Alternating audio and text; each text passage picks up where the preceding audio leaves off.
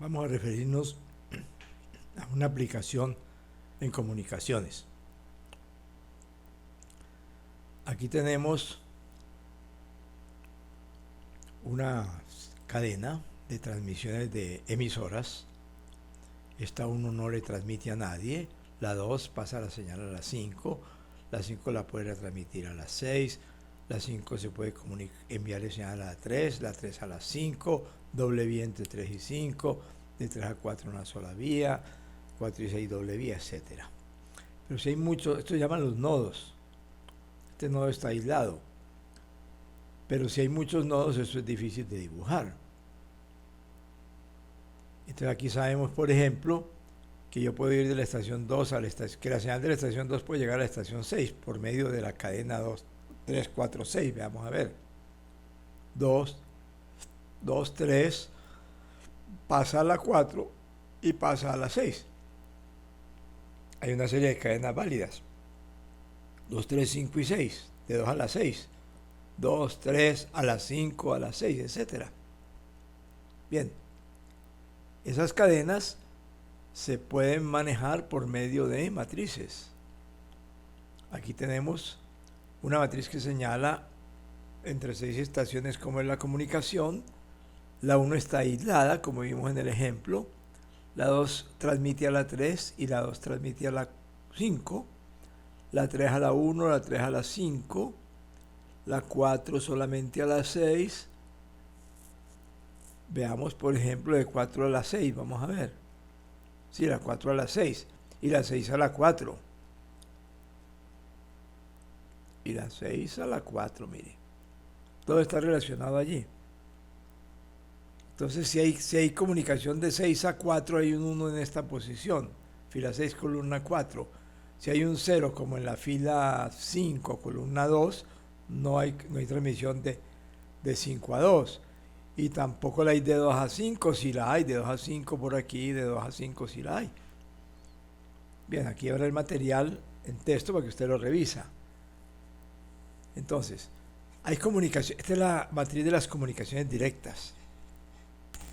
Ahora la pregunta es, ¿cómo se hace para saber la matriz de las comunicaciones con un relevo?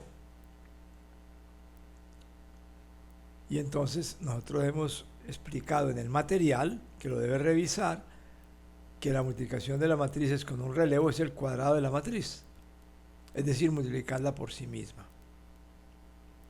Luego quiere decir que con un relevo se puede pasar de la 1 a ninguna porque estaba aislada, pero de la 2 a la 1, de la 2 a la 3 y la 2 a la 4, 2 a la 5, 2 a la 6.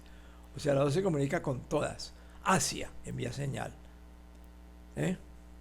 Pasando por la 3, con la 3, con la 4, con la 5 y con la 6.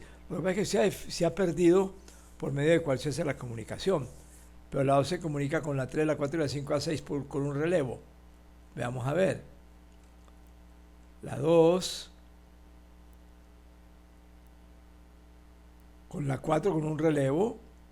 La 2 con la 6 con un relevo, que es el 4. La 2 con la 5 por medio del relevo con el 3, etcétera. Revise todos los resultados y aquí está la matriz de las comunicaciones con un relevo que es el cuadrado. Y si tiene que pasar y más lejos podría llegar si usa más relevos. El cubo da contra relevos. Como hay pocos nodos, empieza a reducirse los números. Ahora, hemos hecho aquí un cambio respecto de una versión original que tenía, donde yo aceptaba, y se acepta también y sale bien, que una matriz una estación se podía comunicar consigo misma. Note que aquí en ninguna posición, por ejemplo, si esta es la fila 3 y la columna 3, no hay aquí un 1, porque significaría que la 3 se puede comunicar con la 3, y yo lo quise eliminar. Pero en muchos textos colocan un 1 y cambian los resultados, porque hay lo que yo llamo replicaciones, o sea, se pasa la señal varias veces por la misma ciudad. Yo quise eliminar la replicación y puse 0, pero entonces vuelvo y le digo que esta es la matriz de comunicaciones y que los cuadrados, los cubos, etcétera, tienen un significado, lea el material correspondiente. Y aquí hay un ejercicio para ese material, está en el material.